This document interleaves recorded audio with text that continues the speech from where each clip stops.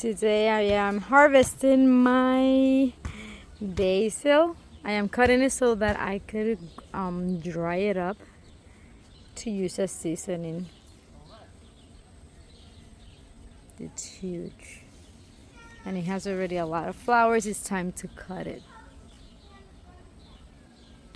It's in between my tomatoes.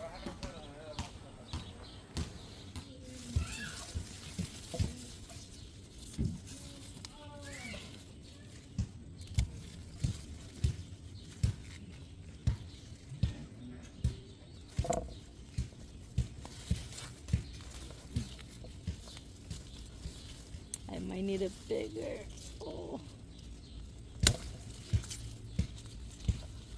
bigger clipper.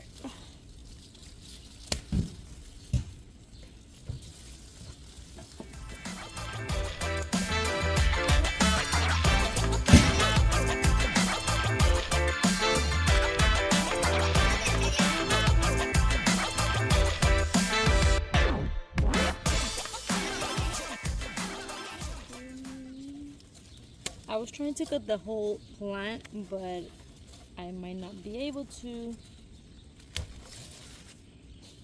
because that stem is super thick. And I know I'm not cutting it properly because I thought I was going to get rid of it completely.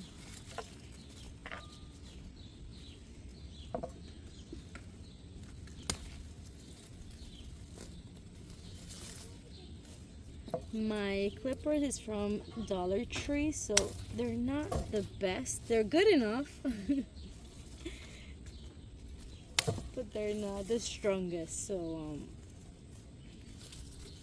oh wow.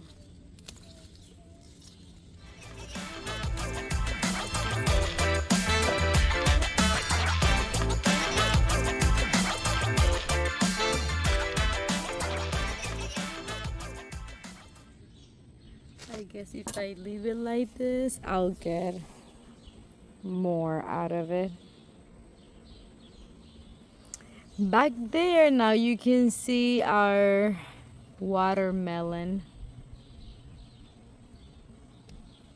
It's back there hiding, and we have flowers already. After cleaning it and taking the stems out, this is what we have. They're drying there overnight, and I have a separate tray over here. There was a lot in that plant. I'm drying them first, and then tomorrow I'll put them in the oven for about an hour each batch. I will probably have 2 batches. I don't want the humidity to just make it take longer. And they will dehydrate, and then I'll crumble them and make them into seasoning. I'll show you the process. It is the next morning, and I checked out my leaves to see how dry they are, and this is the result. I found that some of them were actually wet underneath, so I kind of moved them around a little bit so that they're even.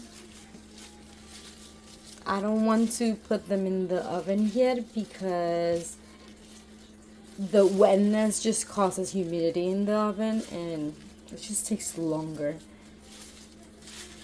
And we want them there from like 50 to an hour, 50 minutes to an hour to be completely dry. I don't want to spend more time if I don't have to put the oven on and it's like hot already. And we have some here. I put less here because the parchment paper was actually soaked wet. Once they're evenly dry, I will set them up and put them in the oven. I have now set up the oven to 170 degrees, and I am going to bring those leaves in.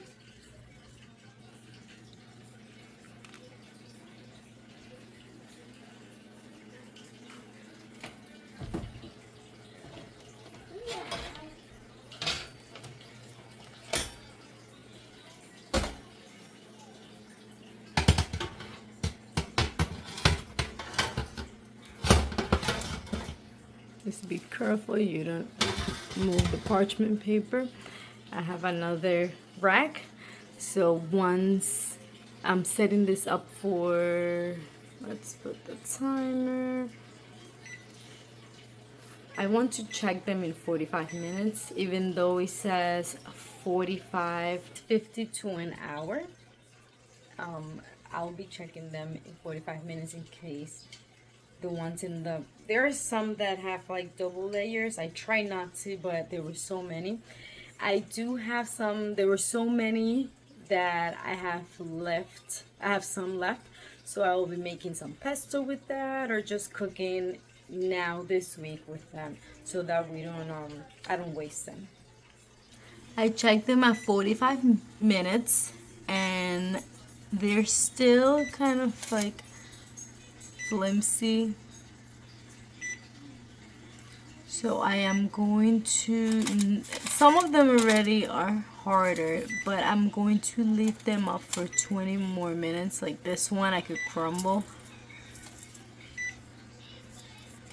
So I'm going to leave them, check them again in 20 minutes to see how the process is going. These are now ready. You can see how crunchy they are and how they crumble. I'm going to crumble them all and I'll show you the final result next.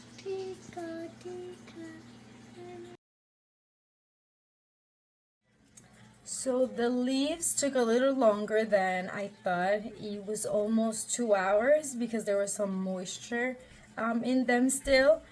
So after the 2 hours in 170, they are ready to be crumbled.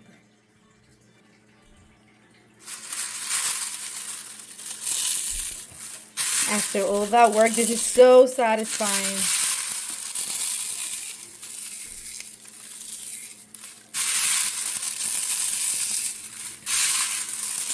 And you can store this up in glass jars for up to 2 years.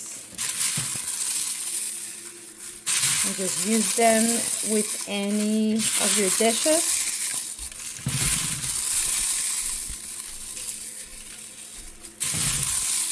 Last time we did this, we had too many stems and I wasn't too fond of it.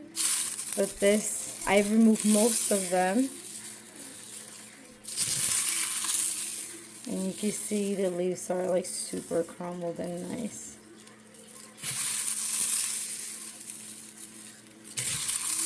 Alright, subscribe and follow for more. I have these cute glass jars for condiments. I'll fill it up, but I don't think everything is gonna fit here. I'll store the rest somewhere else. Like I said, you can store it here for up to 2 years, and you have basil for a while. You could use it in any of your cooking. It feels so nice. It's so crumbled up.